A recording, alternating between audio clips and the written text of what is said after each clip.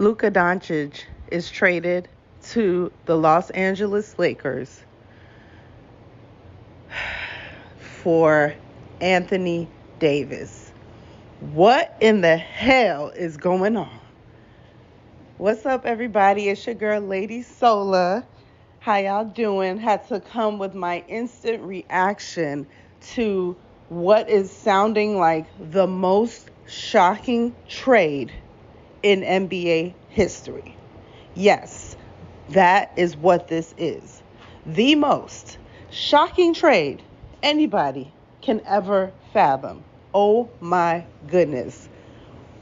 What? I can't believe it. I just can't believe it. While everybody and their mama is waiting and talking about what is going to happen with Jimmy Butler, one of my favorite players, because he played for Chicago Bulls. Everybody's waiting to see what's happening with that. And in the wee hours of the morning, the most random trade happens. Like, what is going on? I just can't believe this. How did this happen? Like, my first reactions are, number one, LeBron knew. He absolutely knew. My prediction, and this is just a speculation, is that he had something to do with it. Miss me with the, oh my goodness, LeBron loves AD. They've been through so much together. He trusts him. Look at how they've been playing together. They won a championship together. Miss me with all of that. Because at the end of the day, LeBron is one of the greatest players in NBA history. He does a lot of things well. He is well respected by many. He has crazy amount of super fans. But LeBron, we all know his flaws as well. We all know the things that you hear about him that he does behind the scenes. Okay, throws rocks and hides his hands. He will play in your face like you are his bro and then trade you next week. We've seen it with Kyle Kuzma.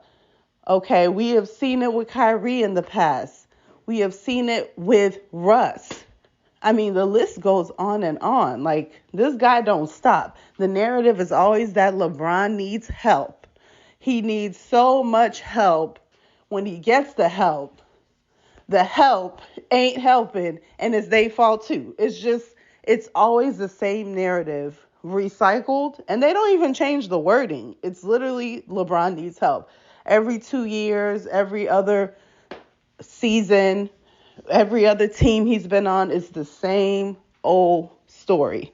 So I know that LeBron and AD must have an interesting, complex relationship in the sense that I would almost guess that it's like a love-hate relationship, and it's on both ends. It's mutual. It's not just, oh, LeBron can't stand Anthony Davis and this and that, and he always getting injured, and, he's not pulling his weight.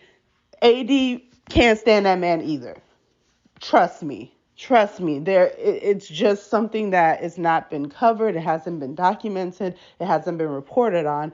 But you can't tell me that AD has not had it up to here with LeBron low key, where he's tired of all the media shenanigans. He's tired of just seeing how LeBron is, because now at this point, AD knows the real LeBron. Everybody loves LeBron when they're on different teams. Everybody loves LeBron and thinks the best of him when they are just an opponent to him that plays him 4 times a year and just knows all these great things that have been covered in the media. They watched him growing up, all these wonderful things, and he's successful. He's a billionaire. He's won 4 championships. He's done it on 3 teams. He takes care of his body, still has one of the best well-conditioned bodies in the league. He is playing at 40. Okay, what is there not to be in awe about? And those things are all true. I'm not trying to hate on LeBron. I'm just calling a spade, which is that while LeBron is great in so many ways, he also has a lot of flaws. Some that he tries to hide, and some that is just obvious. And the thing with his teammates is that as soon as he feels that you are a hindrance, or you're not getting it, or you're getting on his nerves, or you're not producing the way you need to be, or you get injured a little too much, oh, y'all start losing games, oh, you turn the ball over too much, whatever the thing is, you're out of there. LeBron is like one of those roommates that will never sign a 1-year lease. He's going to stay month to month because either he's trying to tell on the landlord to get you kicked out or he leaving. One of the two. He's not sticking around to be playing with you. You know what I mean? Like, he's going to get up out of there because he can't stick around for the nonsense. He can't stick around to work with somebody and to see them get better and to make them better. He's there to get his. And if you're along for the ride, just make sure you're pushing that. Make sure you're helping him get his. As soon as you have your own things going on, or you need a little bit of help yourself, or you're looking for extra support, LeBron is not that. Now you are a problem to him. So anytime you become more problem than it's worth, he's looking to get rid of you. And this has been the case with Anthony Davis in the past. I know that this was such a long time ago when they were having friction and tension after winning the 2020 championship. But there have been a lot of ups and downs between AD and LeBron. When AD has gotten injured over and over and over again, you see the frustration in LeBron's face when AD will fall. Literally every game, he's falling, tripping over himself. They call him, glass AD, whatever they call him, the glass man. And you just see LeBron, like, looking so annoying, he just runs to the other side of the court. Like, he don't even try to help him up. You got to look at the body language in these games. The body language will tell you everything. Or when they're sitting on the bench, the facial expressions. So LeBron has probably been tired of AD and his inability, his lack of availability to play. I have not been watching NBA this season, so I don't really know how things are going. I think AD has been actually doing really well. He hasn't gotten injured yet, knock on wood. However, that does not erase the past. Just because somebody's in their bag right now doesn't mean, they're just going to be this good for the rest of the years that we play together. LeBron is always has something up his sleeve.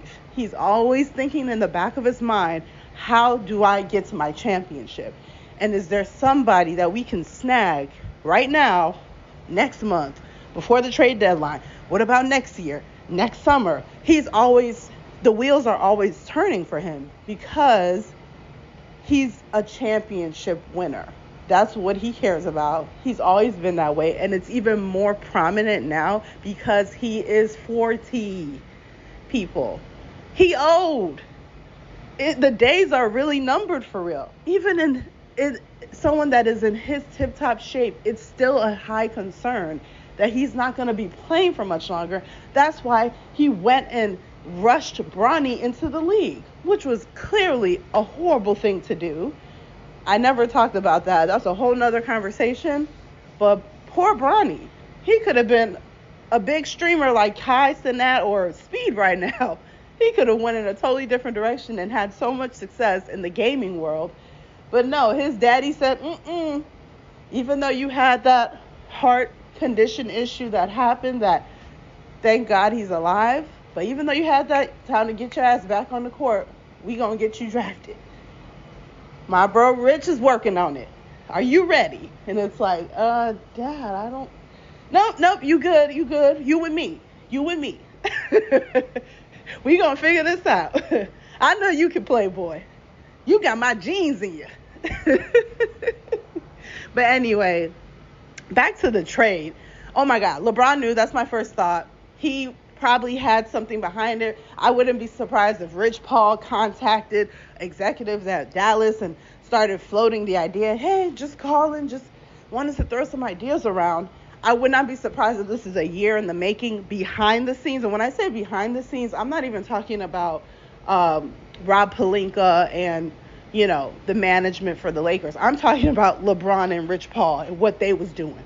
There was some tampering going on. Okay, there is no way in hell Dallas conveniently offers out of the clear blue sky their number one franchise player, who I, in my mind, thought was going to retire with the Mavericks, just like how Steph is going to retire with Golden State.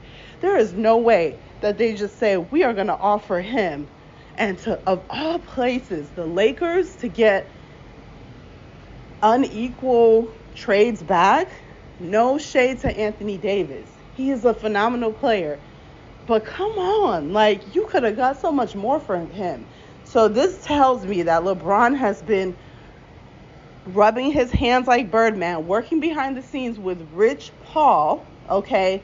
They concocted this somehow. I don't know how they did it, but he has many connections. He has the media in his back pocket, Clutch Sports. They have so many connections. They have so many understandings and agreements and NDAs between this reporter and this commentator and this agent. Please. This is not an impossible thing. It sounds shocking to us because it's been in the works between them and whoever else in their camp that has been working behind the scenes. This is a conspiracy theory. It is. But I'm speaking on it because this is just how I feel. I do believe that Luka didn't know about it. I don't think he asked for a trade, and Dallas has already reported that he did not ask for a trade, so that's confirmed. It makes sense because he was in line for a super max extension for $345 million. I don't care if you can't stand your coach. I don't care if you hate the city. I don't care if you're not buddy with your teammates. You are not walking away from $345 million. Absolutely not. That is what you are not going to do. So, I do believe Dallas was getting frustrated with him, and the concerns started to build more and more. Because if you remember, like last summer, there was like footage of him drinking beer, like after a game or press conference. I don't remember where that was at. I think it was like after the finals, or maybe the Western Conference Finals when they won that, and he was celebrating with his can of beer. He was chugging it too. And I think the GM or president of basketball operations like snatched the can out of his hand. He looked so salty. He was enjoying that beer, okay? But that just goes to show, like, he drinks beer. He kicks back in the summer. He likes to party. He likes to have a good time, and the conditioning is not happening. He's not working out in the summer. He's rolling into the preseason training camp like, all right, back to work, back to school, guys. What a fun summer I had. And it's like, dude, like, you fat. You're out of shape. So I think that became more and more and more of a concern because it's like every year they probably were looking at him to see, okay, when is the page going to turn? When is it going to click for him that this is his team? He's a superstar. Look at all the other competitors in the league. Look at how they keep in shape. His idol, LeBron, the guy got practically no hair on his head, but look at his body.